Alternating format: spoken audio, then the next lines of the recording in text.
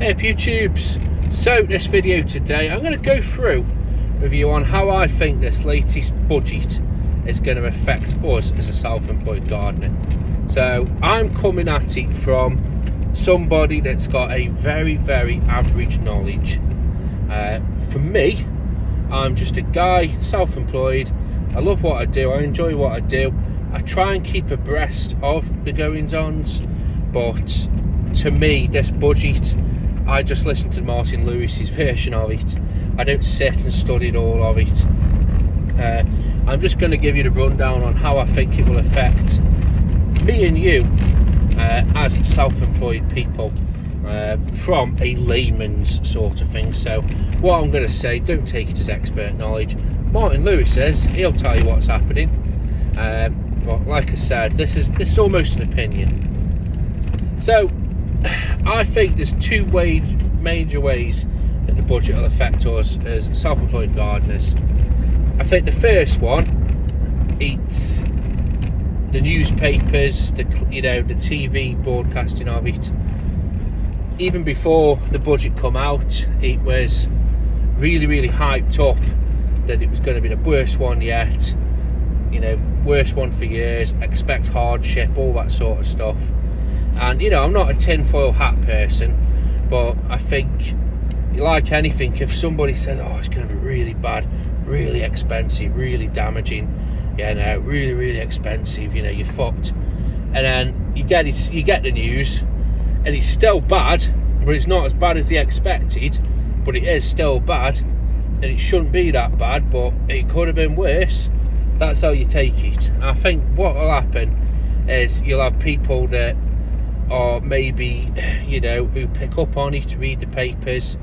I think in the short term they'll be like, you'll get like second-hand guilt, second-hand responses where, oh shit, we'll have to tighten the purse strings, we'll have to be careful, we'll have to cut back.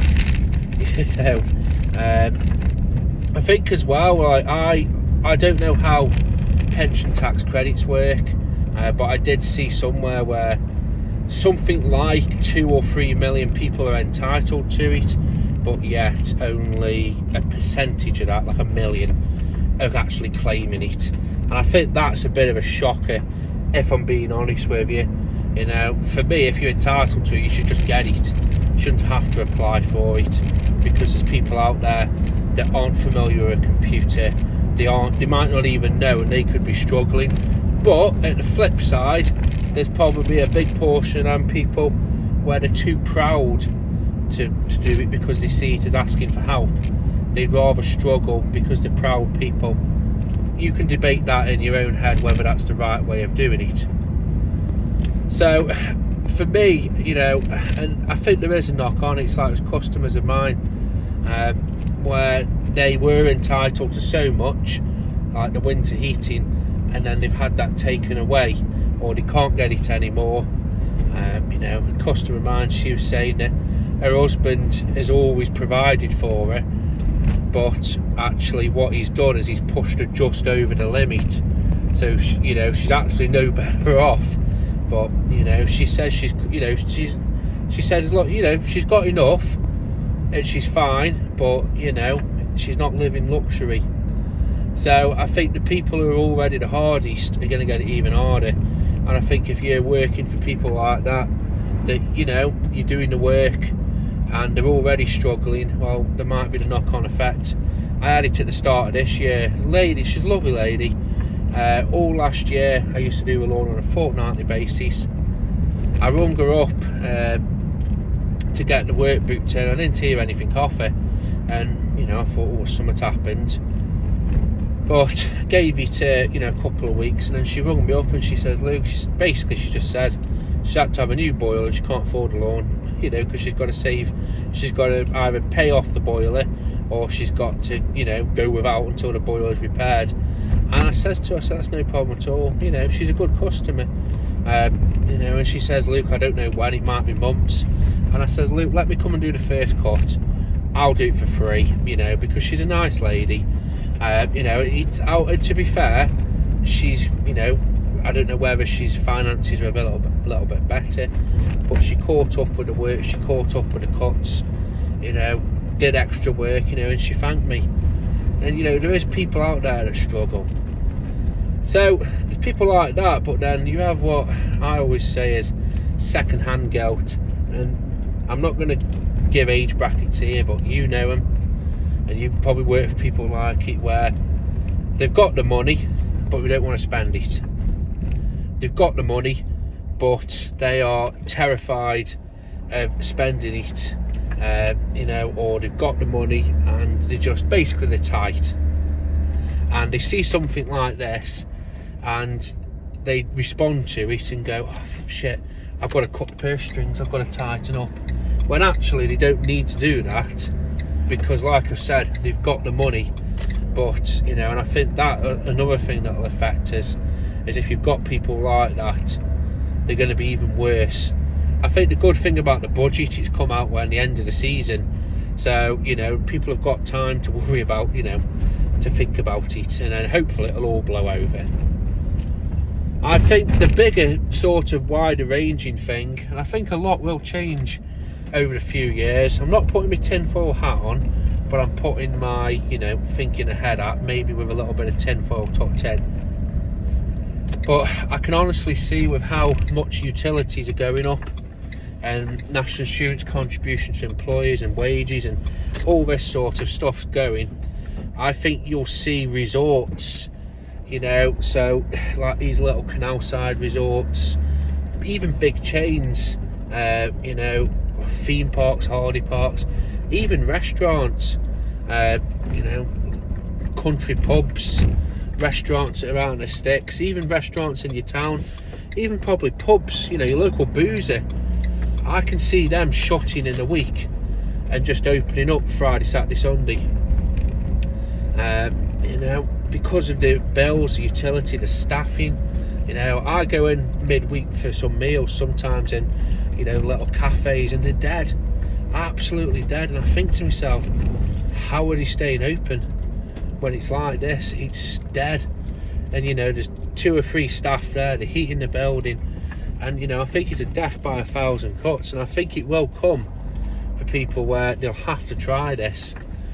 Just there is, you know, just as much as there is, you know, cutbacks like this, I think you'll see it where there's opportunistic. So you know, cafes might start doing things differently, resorts might start doing things differently to stay afloat. But basically the point I'm getting at is you know, people who, you know, commercial sector that look after places like that, you know, people have got to cut the cloth somewhere, and it might start with the gardener. You know, it's crazy.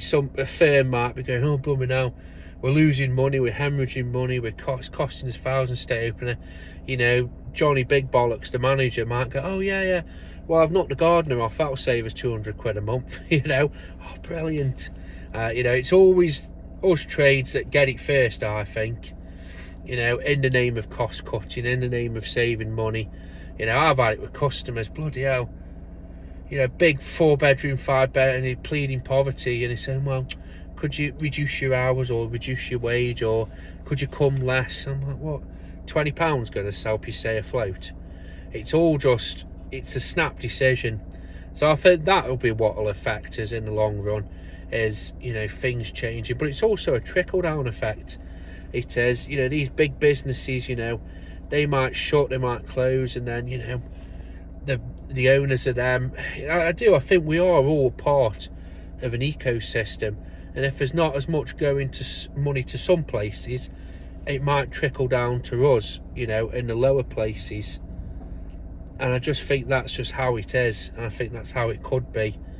I don't know, it might be thingy. I do think though, I've given you 9 minutes of a bit of doom and gloom, but I genuinely think for self-employed people, one-man bands, we are probably the most stable industry. I think most self-employed people are, but I think, you know, gardeners, there's always going to be people who don't want to do the garden, can't be bothered to do the garden, or can't do the garden. So therefore there's always going to be work. That's the major one.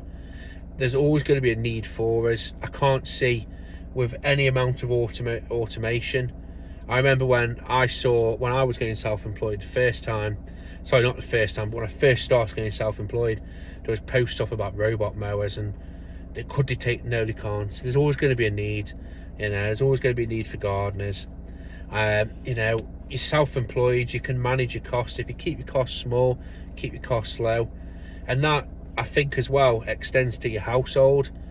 You know, I'm not Martin Lewis. I'm not here to say cut your cloth, as in cut your outgoings down, but I think there could be tough times ahead where if you've got that Netflix subscription you don't use, or subscriptions you don't use, get it shut down now. Save your money in the long run. If you could change this and do this so it's cheaper, you know, if it is that you've got 2 cars and you don't need 2 cars, cut it back. You know, it sounds a bit doom and gloomy, but I think what you can do now will make it easier in the long run. I think as well, price rises, I'd say this, be consistent with them, because when you really need it, you can't expect, you know, you can't get it when you really need it, sort of thing. So be consistent. That's something I'm guilty of with my prices, but I would say be consistent with your prices. Put your prices up, and, you know, tell people, you know, don't be too proud. Like, I do think the majority of people, I think the majority, I'd like to say, knows why the gardener's putting the price up, but then I do think there's a portion of that, you know, that aren't in that camp, that think that we're just doing it to be rich or richer. But, you know, just say I've got to put it up to keep the cost, to keep coming, basically. And I think that's the majority of us. You know, we aren't a rich industry in terms of, you know, pricing what we get out. I reckon our costs and our overhead, you know, there's other trades where you can have a bag full, you know, a tool bag, drill, you know, and you've got your training and knowledge, and that's where you get your money from. You know, Sparky come with his tools, stuff like that. But then again, though, I had a Sparky doing some work for me, and the variety of jobs that he did, and the kit and all the specialised tools for that. So that's a bad example.